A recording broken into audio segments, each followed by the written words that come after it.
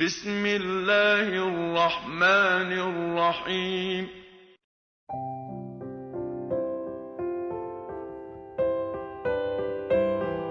در سوره مبارکه محمد صلی الله علیه و آله آیه 12 فرموده است: ان الله يدخل الذين آمنوا وعملوا الصالحات جنات تجری من تحتها الانهار.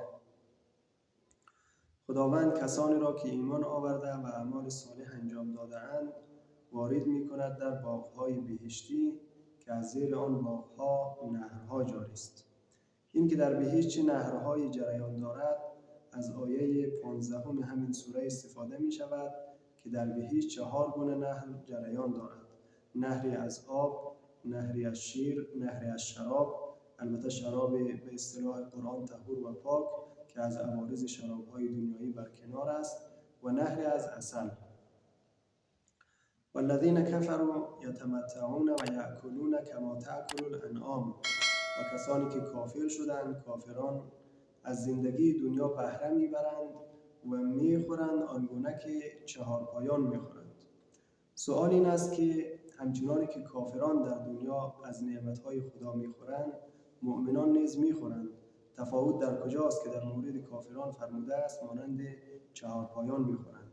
جواب این است که بین خوردن مؤمنان و کافران تفاوت‌های وجود دارد، مانند این که مؤمنان در خوردنشان مقیدند به این که آنچه را می‌خورند از راه حلال و مشروع به دست آمده باشد، اما کافران حلال و حرامی نمی‌شناسند.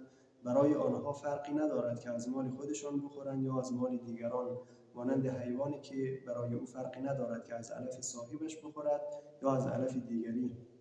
مؤمنان صاحب اصلی نعمت یعنی خدا را میشناسند و در برابر او روحیه شکرگزاری دارند، اما کافران نه خدا را میشناسند و نه سپاسگزاری دارند.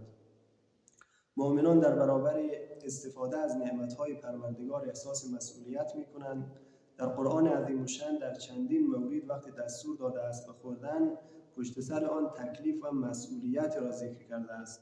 مثلا در یک آیه میفرماید: یا ایها الرسل کلوا من الطیبات و اعملوا صالحا. و پیامبران وحی کردیم که ای پیامبران از روزی‌های پاکیزه بخورید و اعمال صالح انجام بدهید. در آیه دیگر می‌خوانیم: یا ایها الذین آمنوا کلوا من طیبات ما رزقناکم واشکروا لله. ای کسانی که ایمان آورده اید از روزی‌های پاکیزه‌ای که به شما داده ایم بخورید و شکر خدا به جای آورید. مؤمنان در برابر استفاده از نعمت‌های پروردگار قائل به مسئولیت‌اند، اما کافران در برابر نعمت‌های خدا مسئولیتی نمی‌شناسند. مؤمنان به خوردن به چشم وسیله می‌بینند. مؤمنان می‌خورند تا آنکه نیرو بگیرند و بتوانند کارهای نیکو انجام بدهند، اما کافران خوردن را هدف قرار می‌دهند. کافران فقط می‌خواهند بخورند، بخوابند و لذت ببرند. تمام هم و غمشان خوردن و خوابیدن و لذت بردن است. با توجه به این گونه تفاوت‌ها بوده است که فرموده است: والذین کفروا یتمتعون و یأکلون کما تأکل الانعام. و در آخر آیه می‌فرماید که والنار مثوی لهم، و آتش جایگاه آنهاست. از این آیه استفاده می‌شود که زندگی کافران آغازش حیوانی و انجامش دوزخی است.